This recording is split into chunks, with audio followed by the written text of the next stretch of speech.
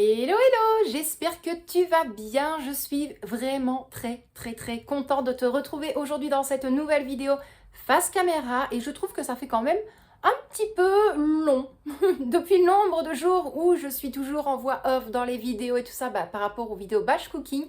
Je me suis dit, je me prends un jour de repos, je te sors une vidéo face caméra et comme ça je lâche pendant 24 heures ma cuisine et franchement ça fait du bien parce que je te le cache pas qu'aujourd'hui je me suis reposée un petit peu.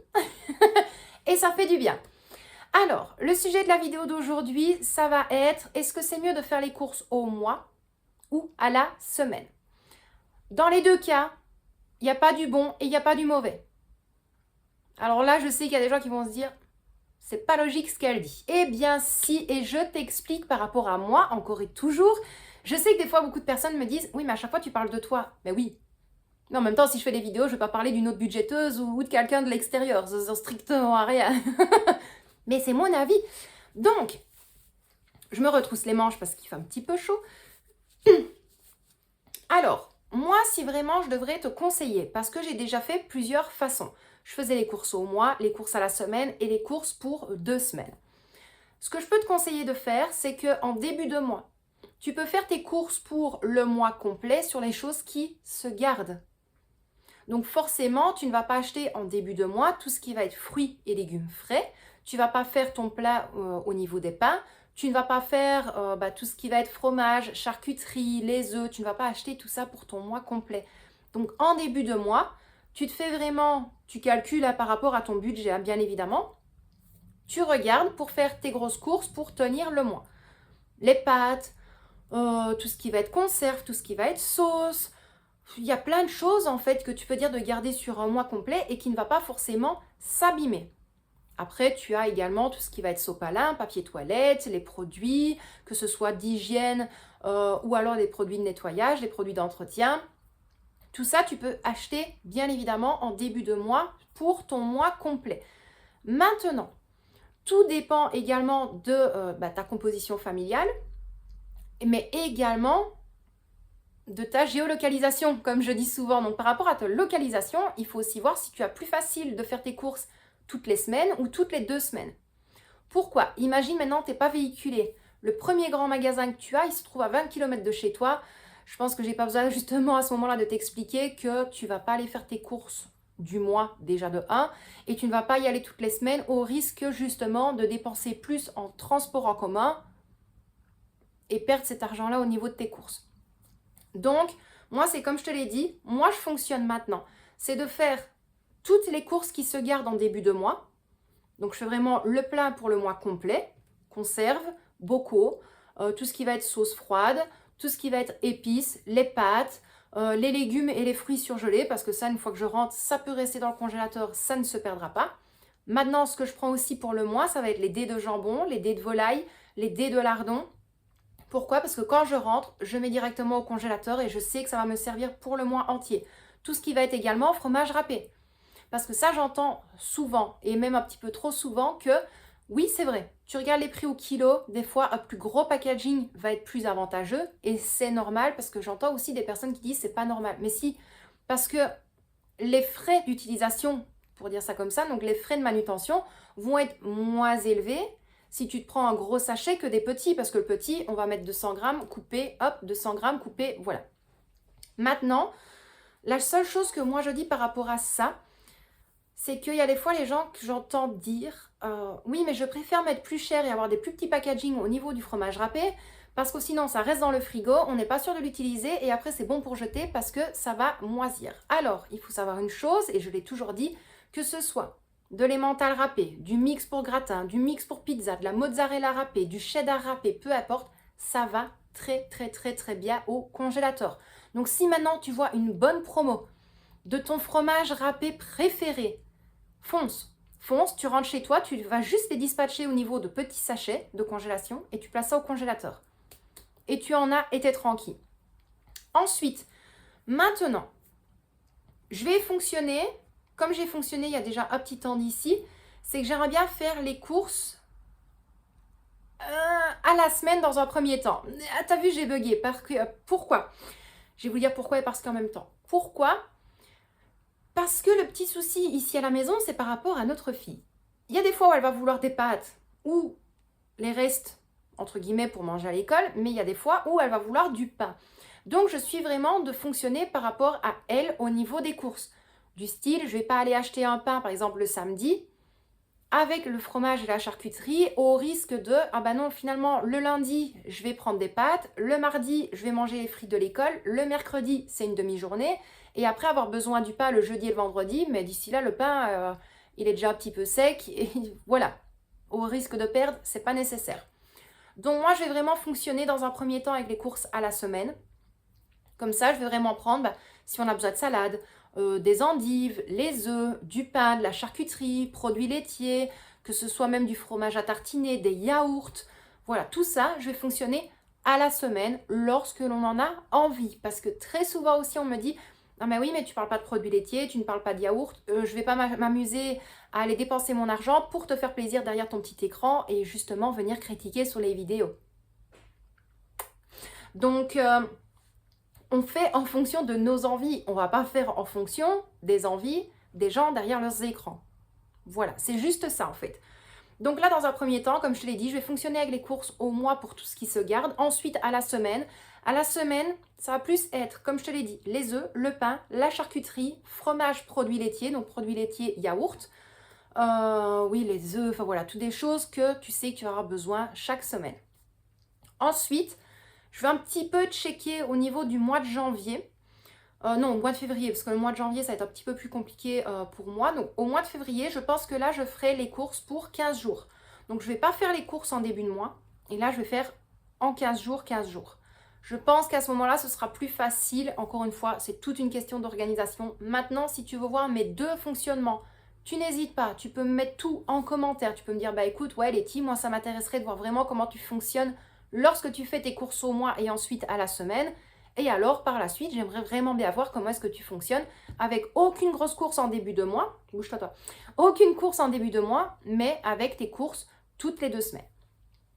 En même temps, j'ai eu aussi pas mal de petits messages qui me disent « Oui, mais tu trouves pas justement que c'est plus avantageux de faire le gros plein de fruits et de légumes en début de mois et d'être tranquille plutôt que de retourner toutes les semaines au magasin, d'acheter, je sais pas moi, 1 kilo de pommes ou 1 kilo de poires et au risque d'aller dans d'autres rayons. » Alors oui, maintenant tu peux le faire, mais je pense que beaucoup ne vont pas être en accord avec ce que tu dis. Pourquoi? Parce que si tu arrives à garder tes pommes, tes poires, des fraises, des framboises, des bananes, des oranges, des citrons, peu importe, pendant un mois complet sans qu'ils s'abîment et sans en jeter un seul, voilà, je pense quand même qu'on arrive à un stade où on doit vraiment faire hyper attention avec son budget, que ce soit pour tout. Que ce soit vraiment pour tout, pour tout, pour tout. Même les achats que vous faites sur Internet, des achats auprès de boutiques, autres. Essayez vraiment de faire très attention à votre budget. Essayez vraiment de faire attention aussi à ne pas vous faire tourner la tête en se disant « Ah ouais, moi je vais prendre ça parce que ça a l'air génial, elle y arrive, moi j'y arriverai. » Non, c'est pas parce qu'une personne y arrive que l'autre personne va y arriver. C'est pas parce qu'une personne vous vend du rêve que ça va arriver chez vous. Il faut essayer vraiment de vous mettre des œillères. C'est comme j'ai dit, vous prenez tous les conseils qu'on vous donne et vous faites le tri. Celui-là, il me plaît, je le garde. Celui-là, il ne me plaît pas, il dégage. C'est tout. Parce que si tu commences vraiment à dire, tiens, elle le fait comme ça, je vais faire la même chose, ça va peut-être fonctionner, mais après, ça va peut-être plus fonctionner du tout. Et moi, c'est comme je te l'ai dit, je te parle par rapport à ça, par rapport aux courses, parce que, bah ouais, j'ai été vraiment, à un moment donné, pas dans la galère au niveau financièrement, mais dans la galère à soit de cuisiner, soit pour les courses globales. Pourquoi? Je faisais toutes mes grosses courses en début de mois. Donc, j'allais même des fois au marché, je prenais 10 kilos de pommes de terre, je savais que ça allait me durer le mois entier, c'est cool, mais à un moment donné, ça ne va pas se tenir correctement, j'avais beau les mettre dans la cave, j'avais beau les mettre dans du sable, un bac fermé, peu importe, il y en avait toujours une ou l'autre qui commençait à pourrir, qui en avait touché une autre, donc contamination et tout ça, j'avais pas envie, mais parce que j'avais pas du tout le temps d'y aller. Si je devais y aller après journée, mon mari était fatigué, je pense que c'est pas un esclave non plus. Ça, c'est encore une fois, il y en a qui aiment bien, moi pas. Ensuite, les week-ends, c'est pareil, moi j'avais pas forcément de week-end. Mon mari, lui, on pourrait me dire, il aurait pu faire les courses, mais lui aussi, il travaille des fois les week-ends.